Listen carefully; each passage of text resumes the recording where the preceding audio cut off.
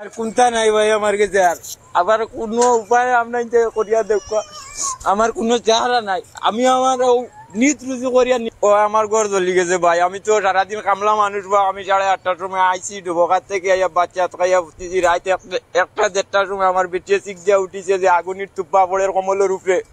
তখন শিখ চিল্লা দিছি দিয়ে আমি বার হয়েছি বার হইয়া আমার আমার 7 মাসের বাচ্চা এগু আছে ওগুলো লইয়া দৌড়িয়া আমি ও বাড়িতে গেছি আমার ও বাইরনো যাওয়ার বাদে ওগুলো নিয়ে তো এর বাদে আমি আইয়া আমার বেটি বাঁচাইয়া এর ভিতরে দিয়ে আমার এনআরসি আধার কার্ড পান কার্ড চাউল ডাই ছাগল আর মুরু কাটলা সব একবারে চলিয়া চার খাই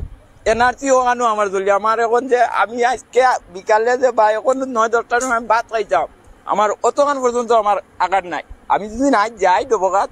তে কাম করি যদি আমি সারাদিন করিয়া টাকা 300-400 পাই ওগুন যে আমার পরিয়ালটা মেন্টাল কোনো স্রোত আমি করিয়া যাইয়া এখন আমার আমনাইজের গেছে ওটাও বিচার মই মুরব্বীর গেছে প্রচারণের গেছে আর হিমন্ত স্যারের গেছে আর আজমল স্যারের গেছে আমি কইয়ার এটা আমার উচিত বিচার জেলা পর্যন্ত হওয়া দেওয়া লাগে ওলা দেখো আরাম করো পয়সা করে আসলো জি পয়সা করে আসলো আমার